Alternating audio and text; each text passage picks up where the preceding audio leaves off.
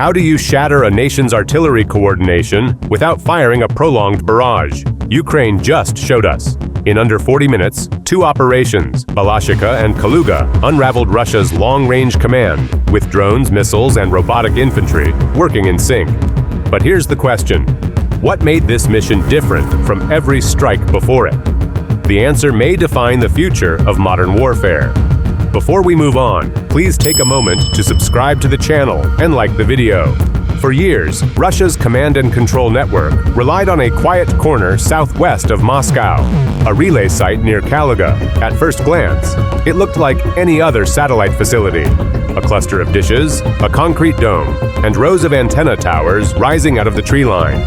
But inside that dome, encrypted targeting data flowed in and out of Russia's western military districts every minute, linking artillery command posts hundreds of miles apart.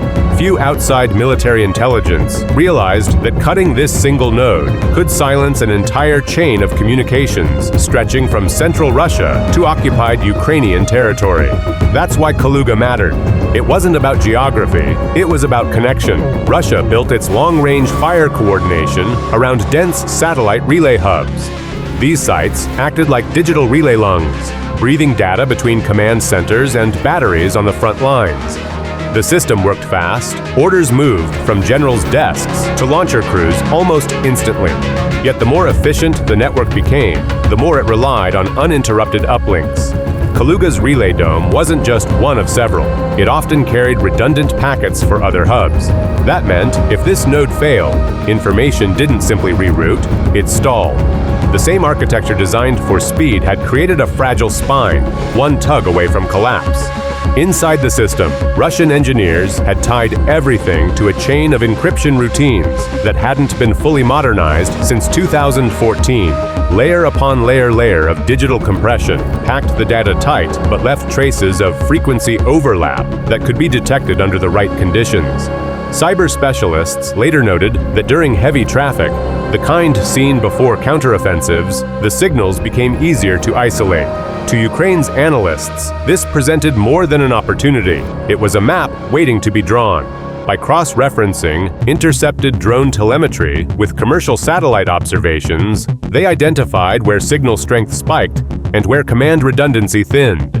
Those overlays exposed a corridor of heavy electronic activity converging on Kaluga.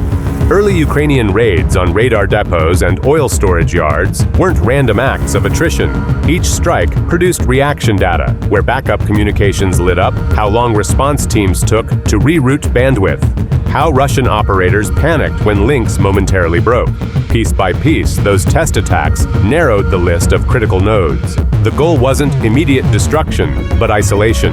Ukraine wanted the Kaluga site standing, cut off, exposed, and indispensable, until the exact moment the operation could close in. The tactical side was only part of the plan. Psychological disarray mattered just as much. When Russian crews saw sectors go dark for minutes at a time, they blamed equipment faults, not targeting. That uncertainty itself was a weapon. By eroding confidence in system reliability, Ukrainian intelligence had already weakened operator discipline. Internal chatters intercepted by Kiev's counter-electronic units revealed confusion inside Russian C. 2 channels long before the main strike, officers double-checked coordinates manually, slowing their own tempo. To Moscow, the apparent pattern of localized outages seemed like Ukraine probing for gaps. In truth, they were watching a rehearsal play out in real time. Every Ukrainian drone overflight, every false alarm, was feeding new bandwidth data into the targeting process. By late summer, Russian command ordered heavier protection for the Kaluga relay, extra radar coverage, anti-drone nets, and a short-range missile battery. The irony was that such reinforcements made the site easier to spot from orbit. Satellite imagery showed fresh vehicle tracks and enlarged perimeter fencing. For Ukrainian electronic warfare teams, that meant the finish line was now traced in clear digital ink. When the uplink dome finally became the focus, it represented far more than a piece of ground infrastructure. It was the final thread holding together Russia's long-range eyes and ears, a point where signal, security, and pride converged. And once that thread snapped, an entire line of command would go blind. The question left hanging was simple. How could Ukraine compress years of reconnaissance, algorithms, and tactical rehearsal into a strike that would last only 38 minutes? How can drones, rockets, and robotic infantry synchronize like clockwork to dismantle a satellite relay in less than an hour?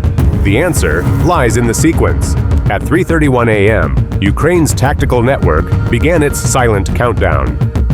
The first 5 minutes became known as the Swarm.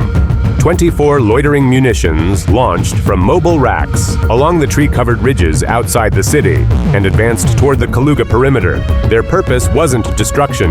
It was to lure out the defense grid. As they crossed the 20-kilometer mark, Russian anti-air crews went active, switching on radar systems and deploying interceptors. Searchlights cut through the dark, tracking the moving heat signatures.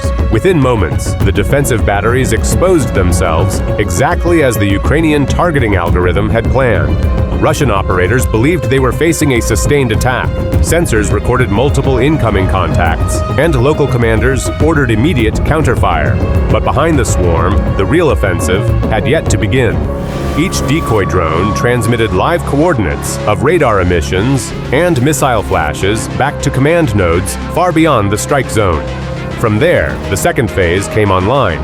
Ukrainian BM-30S MH launchers, positioned roughly 31 miles away, adjusted their targeting parameters in real time. At precisely 3:44 a.m., 6 Vilka M precision rockets lifted off. Their trajectories curved high above the horizon, guided by ISR drones that were already circling over the battlefield to feed live terrain updates. This coordination depended on more than pre-programmed timing. Every rocket's flight path was recalibrated mid-air through an encrypted mesh network connecting the launchers, drones, and control teams. The system's design allowed constant data refresh even under heavy jamming. Russian electronic warfare units attempted to interfere, but the mesh reconfigured on secondary frequencies automatically, rerouting signals within fractions of a second. The digital choreography worked like a reflex system, machines communicating with machines, while human operators monitored the sequence through compressed telemetry streams.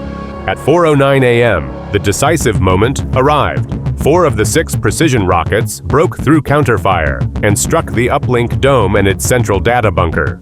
The explosions were contained within the facility perimeter, but the effect rippled far beyond. Monitoring equipment located outside the strike zone detected a sudden blackout across multiple Russian artillery command relays. Within seconds, the entire communication chain linking those batteries to regional headquarters went silent. The blackout didn't destroy the weapons, it blinded them.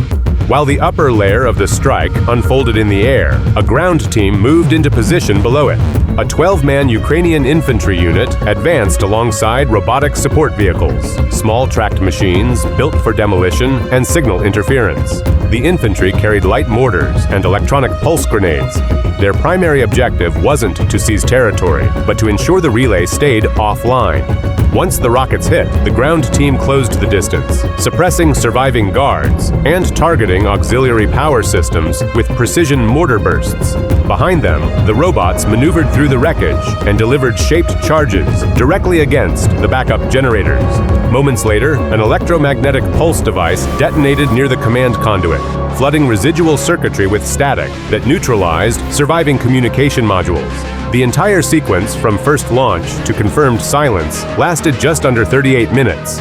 To observers tracking the mission, it looked like a live demonstration of hybrid warfare, a mix of aerial precision, electronic interference, and autonomous coordination tested under real combat pressure. The objective wasn't measured in casualties or captured ground, but in seconds of total signal absence. Achieving electronic silence became the victory condition, proving that disabling an enemy's view could be as decisive as destroying its guns. Ukraine's 38-minute strike showed that coordination now weighs more than firepower. Each drone, rocket, and robot acted within a single connected rhythm, proving that timing could dismantle command faster than explosives. For Russia, silence from one relay became silence across entire batteries. The question now is, how many more blind spots still hold the same weakness? Future conflicts may center on precision networks, where winning comes from data control instead of raw destruction. In this kind of war, the quiet moments matter most, when every signal slows, and the advantage belongs to whoever keeps the connection alive longest.